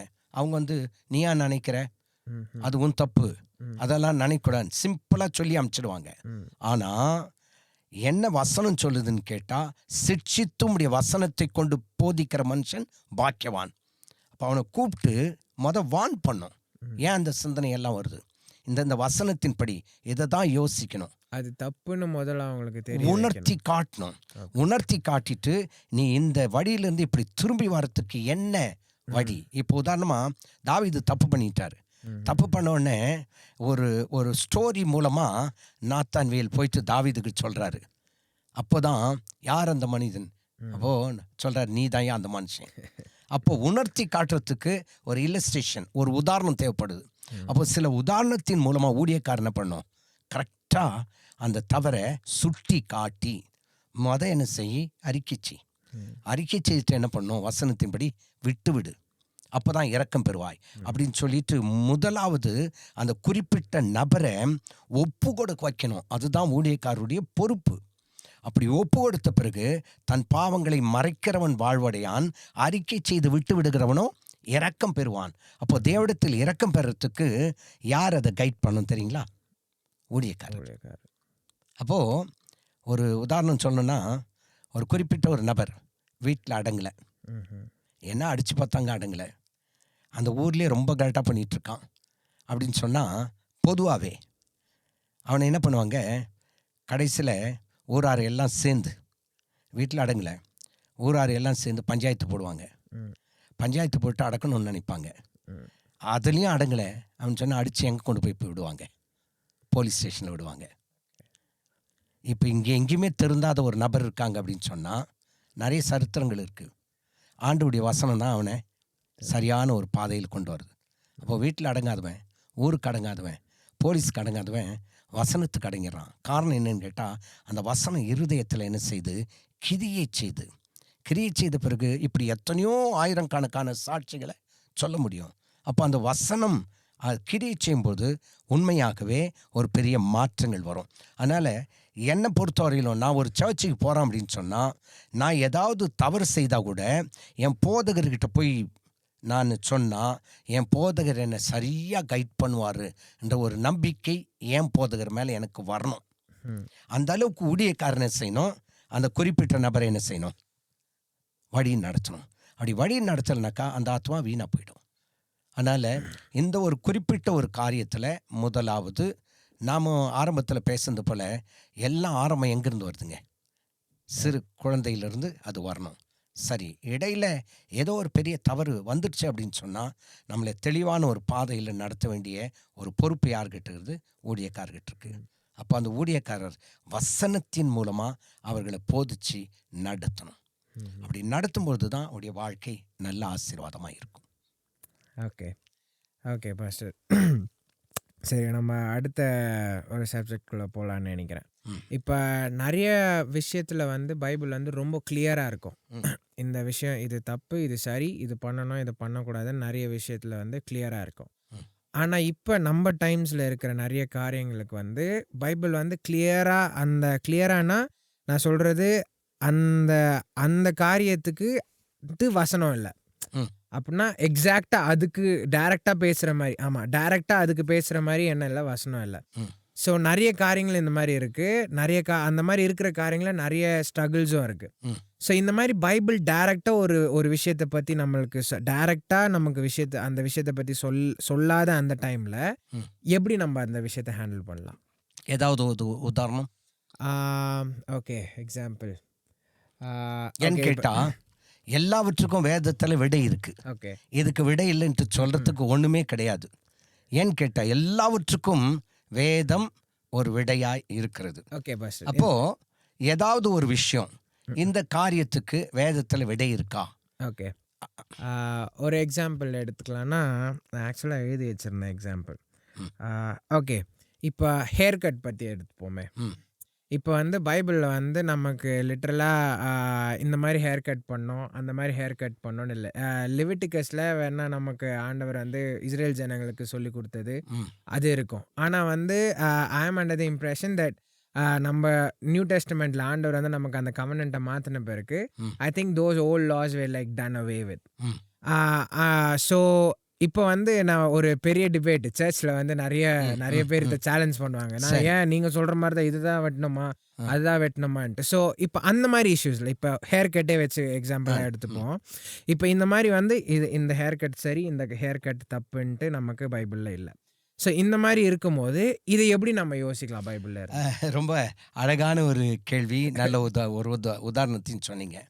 இப்போ இன்னைக்கு பார்த்தீங்கன்னா இந்த தலைமுடி இருக்கு இல்லையா, ம் ம் அலங்கரிப்பை பற்றி வசனம் இருக்கு, ம் ம் நிறைய வசனங்கள் இருக்கு. அதில் இப்போ உதாரணமாக ஒன்று சொல்கிறேன். இதுக்கு முன்னாடி நீங்கள் பார்த்தீங்கன்னா ஓகே. இங்கே மட்டும் சொட்டை என்ன, ஆமாம், ஃபுட்பால் கிரவுண்டு போல் இங்கே இருக்கும். சில பேருக்கு வராது. ஆமாம், இங்கே ஓரத்தில் எல்லாம் முடி இருக்கும். ஆனால் இப்போ என்ன பண்ணிட்டாங்க, ஃபுட்பால் கிரவுண்டு போல் சைடில் எல்லாம் வழிச்சிட்டு சென்டரில் மட்டும் என்ன பண்ணிட்டாங்க, கூரா வச்சுட்டாங்க. உல்ட்டா ஆயிடுச்சு. அது மட்டும் இல்லாமல் ஒரு குறிப்பிட்ட ஒருத்தனுடைய தலையை பார்த்தேன். அந்த தலையை பார்த்தீங்கன்னா தலையில் பாம்பு சுற்றி இருக்கிற மாதிரி இங்கே படம் எடுக்கிற மாதிரி செட் பண்ணி வச்சுருந்தாங்க. நான் நேரடியாக பார்த்தேன். ம் ம் அந்த அளவுக்கு அந்த ஏர் கட்டிங் இருந்தது. ம் ம் அது பார்த்த உடனே உண்மையாகவே பாம்பு தான் தலையில் இருக்குன்ற மாதிரி. அது ஒரு நாள் 2 நாள் தான் இருக்கும். அதன் பிறகு வளர்ச்சி வந்த பிறகு அது மூடிடும்.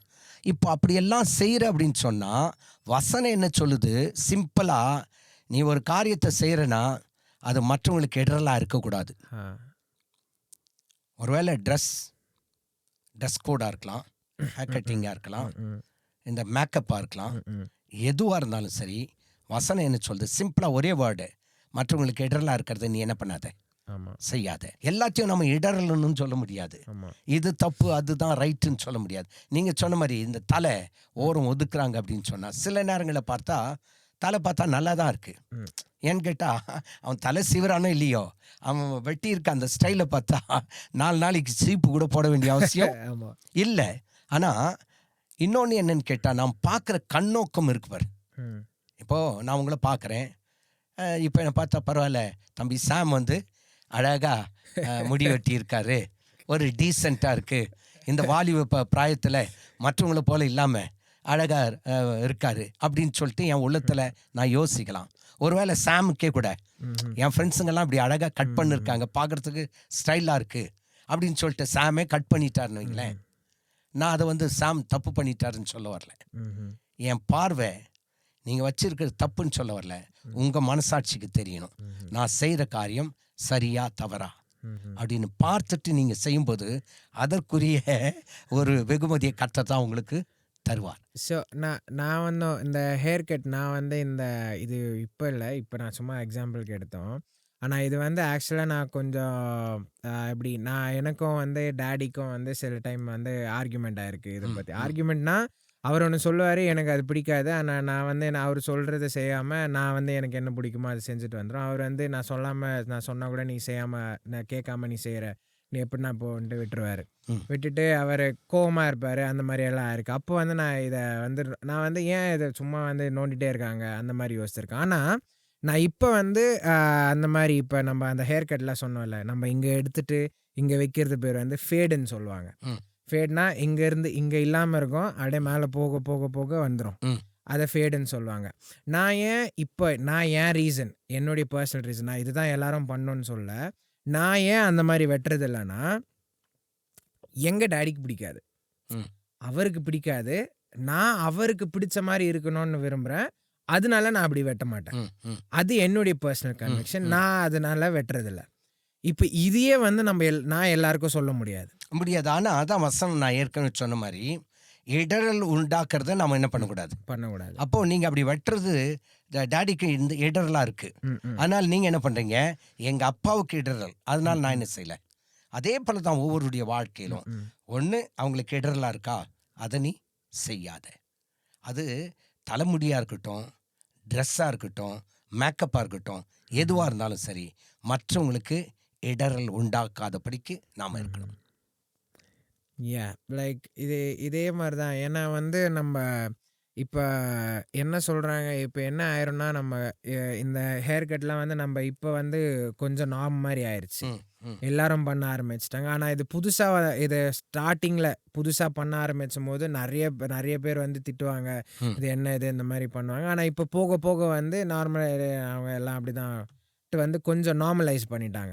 இதே மாதிரி தான் வந்து நம்ம ஃபேஷனுக்கும் அந்த மாதிரி தான் ஆச்சு. ம். முதல்லலாம் வந்து நம்ம சர்ச்லலாம் இப்போ நம்ம ரெடி ஆகிட்டு வர மாதிரி டிஷர்ட்டையும் ஜீன்ஸ் பேண்ட்டையும் இல்லை ஹாஃப் பேண்ட்டையும் ம். சப்பலும் எல்லாம் போட்டு வர மாட்டாங்க ம். சர்ச்சில் முன்னெல்லாம்.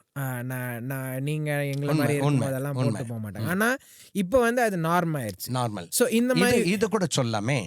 இப்போ 2018க்கு முன்னாடி 2018க்கு முன்னாடி எல்லாம் செல்ஃபோனை யாரும் என்ன பண்ணக்கூடாது, சர்ச்சுக்கு கொண்டு வரக்கூடாது, செல்ஃபோனில் இந்த நெட் அதெல்லாம் யூஸ் பண்ணக்கூடாது அப்படின்னு சொல்லிட்டு இருந்தவங்க இப்போ என்ன ஆச்சுன்னு கேட்டால் கொரோனா டைமில் ஆன்லைன் சர்வீஸ் கட்டாயம் ஆன்லைன் சர்வீஸ்ன்னு வந்துடுச்சு. ஆன்லைன் ஸ்கூல் அந்த கிளாஸஸ் அப்படின்னு எல்லாம் வந்து போது அவசியம் எல்லாருமே என்ன செய்ய வேண்டியதாகிடுச்சு, செல்ஃபோன். இப்போ யாராவது ஃபோன் எடுத்துகிட்டு வராதீங்க, நெட் யூஸ் பண்ண சொல்ல முடியாது. அது என்னாச்சுன்னு கேட்டால் நார்மல். சில நேரங்களில் ஆரம்பத்தில் இடரல் தவறுன்னு சொல்கிற சில காரியங்கள் போக போக அது நார்மலாக அப்படி வந்து சேர்ந்துருதுங்க. ஸோ அதுதான் இப்போ அவங்க இப்போ நம்ம ஒருத்தர் ஆர்கியூ பண்ணுறாங்கன்னு வச்சுக்கோங்களேன். இது போக போக வந்து இப்போ சொல்கிறீங்க போக போக எல்லாரும் இப்போ ஏன் வந்து அதை வந்து ஒரு பெரிய விஷயமா ஆக்கி இப்போ வந்து இப்போ நம்ம கொஞ்சம் மெச்சூர் ஆன பிறகு நமக்கு புரிஞ்சிருது ஏன் அதை பண்ணுறதில்ல பண்ணக்கூடாதுன்னு. ஆனால் சின்ன பசங்களுக்கு நம்ம அப்படி சொன்ன உடனே அது வந்து ரொம்ப பெரிய விஷயமாயிரும். ஆமாம். ஏன்னா வந்து இப்போ ஒரு சின்ன பையன் ஹேர் கட் பண்ணுறான்னா, ஹேர் கட் பண்ணிட்டு போனான்னா, நல்லா பண்ணிட்டு போனான்னா அவங்க ஃப்ரெண்ட்ஸ் எல்லாம் நல்லா இருக்குதா அப்படி இப்படின்னுவாங்க. ஸோ வந்து அவனுக்கும் வந்து நல்லா இருக்குதுன்றாங்க. நான் அந்த மாதிரி ஒரு சந்தோஷம் இருக்கும். அதே வந்து கொஞ்சம் தமாஷா இருக்கிறது ஏதாவது பண்ணிட்டு போனான்னா அவனை வச்சு செஞ்சிருவாங்க. ஸ்கூல்லையும் காலேஜ்லையும் கேலி பரியாசம் பண்ணி அவன் ஒரு மாதிரி ஆயிடுவான். ஆமாம். ஸ்கூல் காலேஜஸில் ஒரு மாதிரி பண்ணிடுவாங்க. ஸோ இந்த மாதிரி சின்ன சின்ன விஷயங்களில் வந்து நம்ம வந்து கிளியராக இல்லாத இப்போ அதை திரும்ப அந்த மெயின் பாயிண்ட்டுக்கே போவோம். ஸோ இது வந்து சரியா தப்பான்ட்டு நமக்கு வந்து பைபிளில் எக்ஸாக்டாக இல்லை. இந்த மாதிரி ஹேர் கட் வெட்டணும், அந்த மாதிரி ஹேர் கட் வெட்டக்கூடாது. So I think it goes back to that intent. நீ எதுக்காக வெட்டுற அதை? நீ இப்போ நான் ஒரு ஹேர் கட் வெட்டுறேன்னா இப்போ பெரியவங்களுக்கு வச்சுப்போமே, இப்போ வந்து நான் ஒரு இப்போ ஜிம்முக்கு போகிறோன்னு வச்சுக்கோங்க. ஜிம்முக்கு போய் பாடி பயங்கரமாக பில்ட் பண்ணி வச்சுருக்கோன்னு வச்சுக்கோங்களேன். பயங்கர பாடி பில்டர் மாதிரி பில்ட் பண்ணி வச்சுருக்கோம். இப்போ நான் பாடி பில்ட் பண்ணி வச்சுட்டு இப்போ வந்து நான் வந்து ஒரு பனியன் மாதிரி ஒரு டிஷர்ட்டையும் ஒரு ஹாஃப் பேண்ட்டையும் போட்டு போகிறேன்னா, நான் அந்த போட்டுட்டு நான் போனால் என்னை 4 பேர் பார்ப்பாங்க, 4 பொண்ணுங்க என்னை திரும்பி பார்ப்பாங்க. இதுக்காக போட்டு போனோன்னா அந்த இன்டென்ட் அந்த தப்பாக இருந்துச்சுன்னா அப்போ தப்பாயிரும். கரெக்ட். ஆனால் அதே டைமில் இப்போ வந்து நான் இப்போது பீச்சுக்கு போகிறோன்னு வச்சுக்கோங்க. இப்போ பீச்சில் வந்து தண்ணியில் விளையாடுவாங்க. இப்போ அம்யூஸ்மெண்ட் பார்க்கு போகிறோம். அப்போ வந்து அதே மாதிரி ஒரு டிஷர்ட்டையோ இல்லை ஒரு ஷார்ட்ஸையோ போட்டுட்டு போகும்போது இப்போ எதுக்காக போட்டு போகிறோம் அதை? இப்போ நம்ம full pant, jeans pant, formal pant நம்ம வெளில போகிறதெல்லாம் போட்டு போனால் தண்ணியில் விளையாட முடியாது, பீச்லேயும் விளையாட முடியாது. ஸோ அந்த டைமில் வந்து I think it's appropriate. So I think it goes back to that intent. நீ எதுக்காக பண்ணுற, யாரை ப்ளீஸ் பண்ணணும்னு பண்ணுற, அந்த நோக்கம், அந்த உள்ளான நோக்கம் அப்படின்னு சொல்லலாம். If your intent is bad, I think then it becomes bad. Correct. உண்மைதான். அதாவது என்ன நோக்கம் அதுதான் ரொம்ப முக்கியம். அப்போது நான் என்ன நோக்கத்தோடு கூட இந்த ட்ரெஸ் பண்ணுறேன், மற்றவங்க பார்க்கணுன்றதோ, மற்றவங்க என்னை அப்ரிஷியேட் பண்ணணும் அப்படின்னு சொல்கிறதோ, மற்றவங்க பார்த்துட்டு ரசிக்கணும் அப்படின்ற நோக்கத்தோடு கூட போடுறேன்னா, இல்லை எனக்கு தேவையானது இப்படிப்பட்ட ஒரு ட்ரெஸ் அப்படின்ற ஒரு நோக்கத்தோடு போட்டு போகிறேன்னா அது ரொம்ப முக்கியம். அதே நேரத்தில் இந்த காரியங்கள் கூட மற்றவங்களுக்கு இடரெல்லாம் இருக்கக்கூடாது அப்படின்னு வசனம் சொல்லுதுங்க. லூக் 11:46 நினைக்கிறேன். உன்னால ஒருத்தன் வந்து ஸ்டம்பிள் ஆகிறானா நீ அதுக்கு பதிலாக வந்து ஏசப்பா தான் சொல்லுவார்னு நினைக்கிறேன். ஒரு சின்ன பையன் உன்னார ஒரு if a child is like stumbling because of you, நீ அதுக்கு பதிலாக உன் தலையில ஒரு ஏந்திர கல்லை கட்டி சமுத்திரத்தின் ஆழத்துல. அப்போ என்ன அர்த்தம், நம்மால யாரும் இடரல் அடையக்கூடாது அப்படின்றது தெளிவாக இருக்குது. அது ஆண்டவர் தெளிவாக சொல்லிட்டா. அப்படி இடரல் உண்டாக்குனா உன் கழுத்தில் ஏந்திர கல்லை கட்டி சமுத்திரத்தின் ஆழத்தில் போடுவது நலமாயிருக்கும். அப்போ அந்த வசனத்திலிருந்து நாம் கற்றுக்கொள்ள வேண்டிய ஒரு பாடம் என்ன, நம்ம யாருக்கும் என்ன செய்யக்கூடாது, இடரலாக இருக்கக்கூடாது, அப்ரோப்ரியேட்டாக இருக்கணும் எந்த இடத்துலையும். ஆமாம். இப்போது இடரல் எல்லாம் நம்ம இருக்கிறோம் அப்படின்னு சொன்னால் நமக்கும் ஆபத்து, நமக்கும் ஆபத்து. மற்றவனே இடரில் அடைஞ்சு பாவம் செய்யறதுக்கு வழியை நாம அங்கே தூண்டி விடுறோம். அதனால தான் அப்பேற்பட்டவன் கழுத்தில் என்ன செய்யணும், கல்லை கட்டி கடலில். சிலர் சொல்லுவாங்க, உன்னை எல்லாம் கல்லை கட்டி கடலில் போடணும்டா அப்படின்வாங்க. அது எங்கேருந்து வந்தது? பைபிள்ல இருந்து வந்தது தான். அப்போது ஒருத்தன் அநியாயம் பண்ணிட்டா உன்னை எல்லாம் கல்லை கட்டி கடலில் போடணும் அப்படின்வாங்க. அப்போது இது உலகத்துக்குமே பொருந்தும். உலகமும் சொல்லுது, இப்படி தப்பு பண்ணுறவன எங்கே போடு, கடலில் போடு. அதனால் நம்ம யாருக்குமே இடர்லாம் இருக்கக்கூடாது. Okay, as long as like நம்மளால இன்னொருத்தர் வந்து பாவம் செய்யறதுக்கு ஒரு சான்ஸ் உண்டாக்குறோன்ற அந்த அந்த அந்த அந்த டெரிட்டரிக்குள்ள போகாத வரைக்கும் we are safe. ஆமாம் ஆமாம். Appropriation, we have to be like moderation and appropriation. We have to be appropriate, like dress appropriately, behave appropriately to the environment and like to the position that we hold. Okay Pasha, நம்ம இந்த appropriation, moderation பற்றி எல்லாம் நிறைய பேசணும். இப்போ நீங்கள் வந்து இப்போ 42 இயர்ஸாக மினிஸ்ட்ரியில் இருக்கீங்கன்னு சொன்னீங்க. ஸோ 42 இயர்ஸில் வந்து ஒரு 3 ஜெனரேஷன்ஸ் பார்த்துருப்பீங்க, மூணு சந்ததிங்களை பார்த்துருப்பீங்க. இப்போ வந்து இந்த டைம், இந்த 20th century, இந்த 2010 2020 இந்த டைமில் நான் யங்ஸ்டர்ஸை நிறைய பேரை பார்ப்பீங்க நீங்கள் உங்கள் மினிஸ்ட்ரியில். இந்த யங் பீப்புள் இந்த குரூப்பில் நீங்கள் பார்க்குற, இந்த டைமில் நீங்கள் பார்க்குற, நாங்கள் பண்ணுற ஒரு காரியங்களில் ரொம்ப எப்படி சொல்கிறது, நாங்கள் பண்ணுற மிஸ்டேக்ஸ் ரொம்ப க்ரீவியஸான மிஸ்டேக்ஸ் அப்படின்னு நீங்கள் அப்சர்வ் பண்ணது என்ன? அதாவது இப்போ இருக்க யங்ஸ்டர்ஸ் வந்து ஃப்ரீடம் வேணும்ன்ட்டு விருப்பப்படுறாங்க. ஓகே, எல்லாத்துலேயும் ஒரு ஃப்ரீடம். ஃபார் எக்ஸாம்பிள், பைக் இருக்குது, இவங்க இஷ்டப்படி என்ன பண்ணணும், ஓட்டணும். பேரண்ட்ஸ் என்ன செய்யக்கூடாது, கண்ட்ரோல் பண்ணக்கூடாது. அப்போ ஒரு ஃப்ரீடம் வந்து எதிர்பார்க்காங்க. அது மட்டும் இல்லாமல் ட்ரெஸ் போடுற அந்த இதுலேயும் கூட ஃப்ரீயாக, அதாவது நாங்கள் விரும்புகிறபடி நாங்கள் போகிறதுக்கு எங்களுக்கு கொஞ்சம் வழி விடுங்க அப்படின்ற மாதிரி யங்ஸ்டர்ஸ்க்கு விரும்புகிறாங்க. அடுத்து என்னன்னு கேட்டால், அன்னைக்கு இருந்ததான அந்த பேரண்ட்ஸை குறித்த அந்த ஃபியர், அந்த பயம் இன்னைக்கு இல்லை. எப்போ வேணுனாலும் வெளியே போகலாம், எப்போ வேணுனாலும் வரலாம், கேட்டால் கோவப்படுறது. இதெல்லாம் நான் வந்து குற்றச்சாட்டாக சொல்லலை, நிறைய இருக்குன்னு சொல்கிறேன் முடிய குற்றச்சாட்டாக இல்லை. இப்போது உதாரணமாக சொல்லணுனாக்கா, நான் வந்து சின்ன வயசாக இருக்கும்போது 8 மணி இந்த அலாரம் சத்தம் கேட்டதே கிடையாது. ஓகே, 8 மணிக்குள்ளே இப்போ சாப்பிட்டு என்ன பண்ணிடுவோம், குடும்ப ஜபம், ஃபேமிலி ப்ரேயர் முடிச்சுட்டு படுத்துருவோம். ஆனால் காலையில் 6 மணிக்கெல்லாம் எழுந்து நாங்கள் எங்கள் வேலைகள் எல்லாம் முடிச்சிடுவோம். 7:30 ஸ்கூலில் இருக்கணும். ஆனால் இன்னைக்கு தூங்குறதே 11 மணிக்கு மேலே, குறைஞ்சபட்சம் தூங்குறது 11 மணிக்கு மேலே, எழும்புறது காலையில் 9 மணிக்கு மேலே.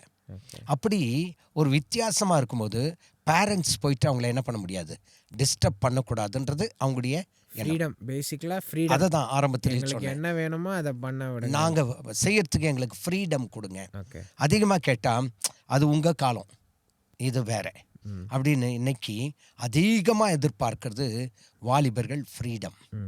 அதே நேரத்தில் செல்ஃபோனை கூட ரொம்ப நேரம் வச்சுட்டு இருந்தால் கூட, எதுக்கு அந்த செல்லை நோண்டிட்டு இருக்கிற, தூக்கி போட்டு வந்து என்ன பண்ணு, சாப்பிடு. ஏன்னு கேட்டால், அம்மா சாப்பாடெல்லாம் ரெடி பண்ணி டேபிளில் வச்சுட்டு இருப்பாங்க, அது ஆறி போகுது.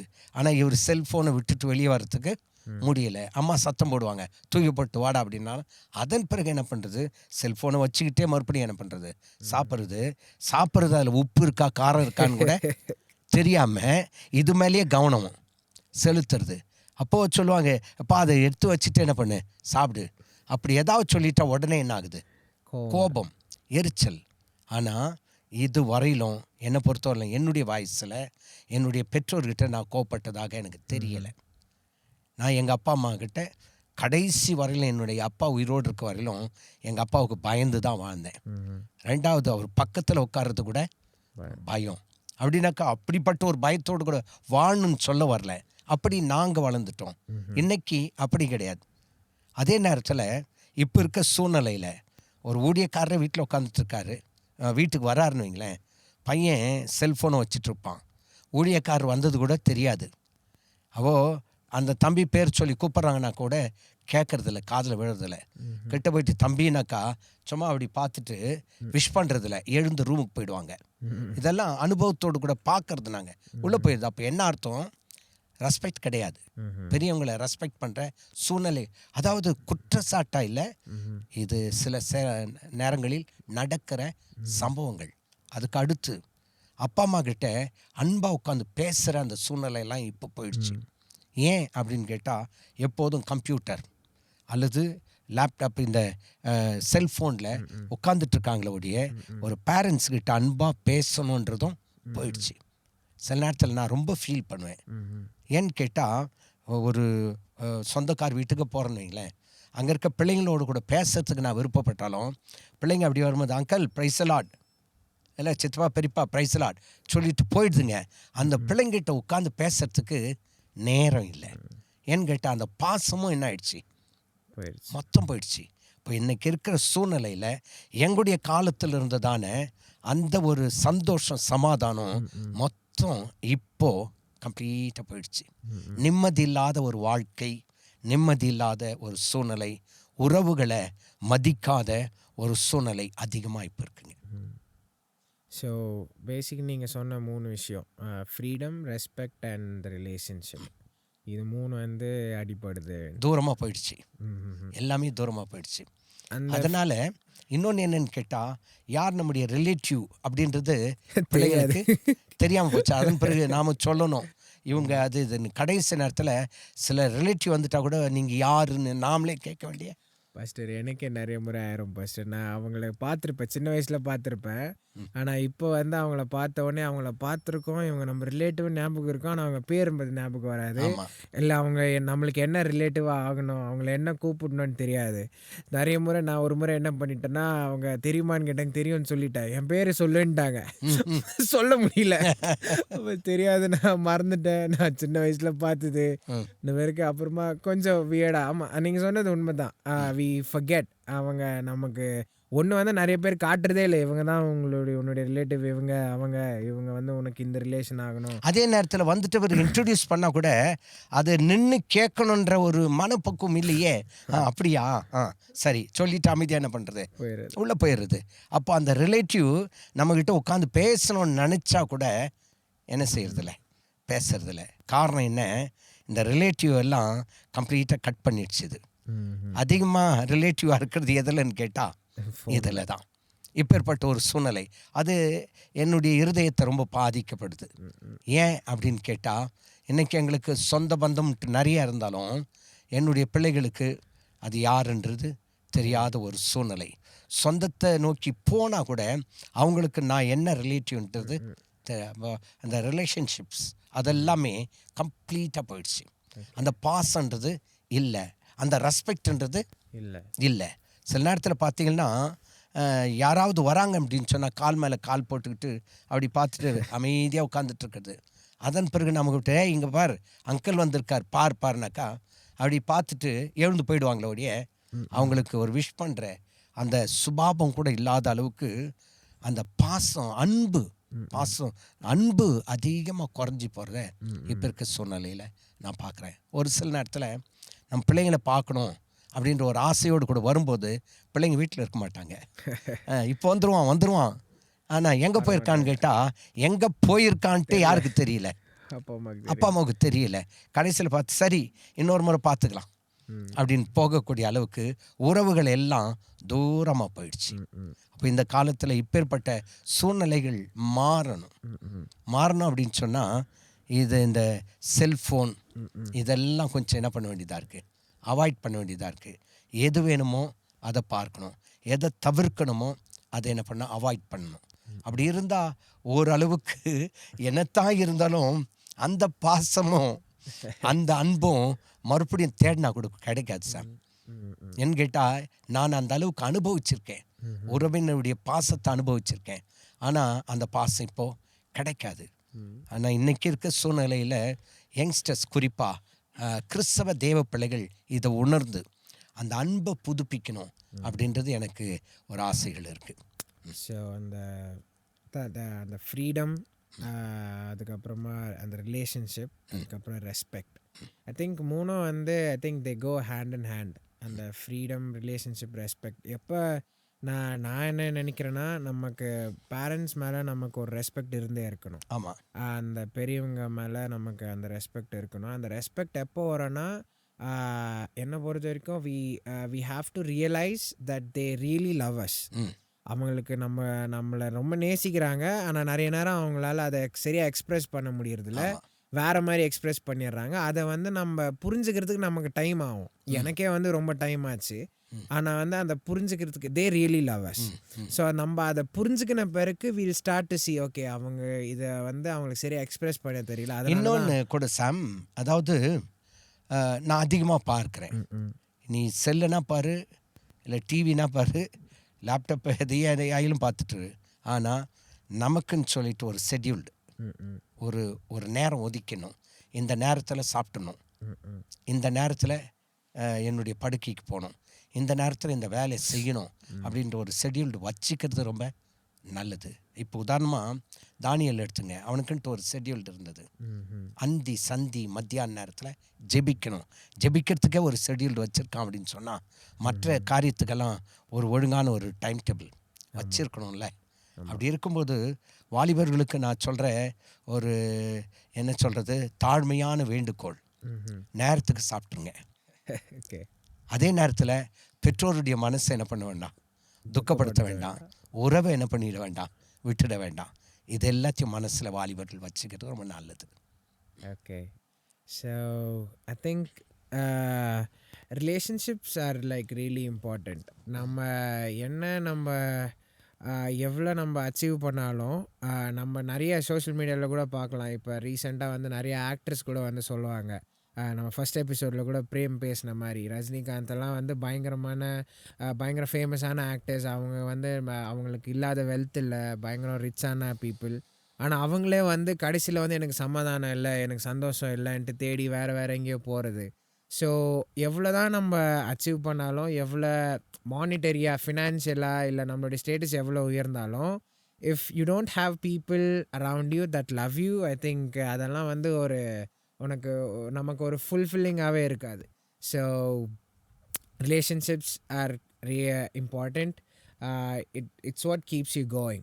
So yeah, hope you guys learned something out of this conversation.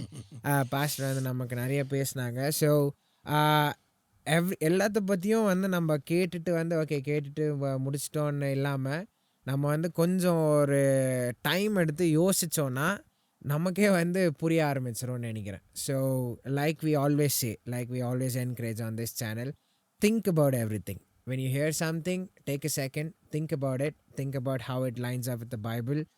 அதை எப்படி நீங்கள் ப்ராக்டிக்கலாக அப்ளை பண்ணும் போது எப்படி அதை பண்ணலாம், அது எப்படி இருக்கும் நம்ம ரியல் லைஃப்பில் பண்ணும் போது, அதை யோசித்து ஜெபம் பண்ணிவிட்டு அதுக்கப்புறமா பண்ண ஆரம்பிச்சேன்னா ஐ திங்க் கண்டிப்பாக ஆண்டவர் நம்மளை வழி நடத்துவாருன்ட்டு. ஸோ பாஸ்டர், கடைசியாக ஏதாவது சொல்ல விரும்புகிறீங்களா பாஸ்டர்?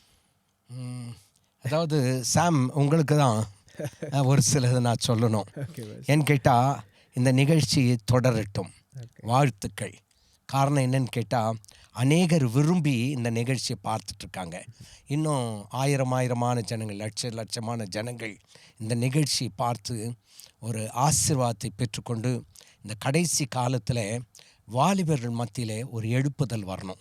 அது என்னுடைய ஜெபமாக இருக்குது சாம்.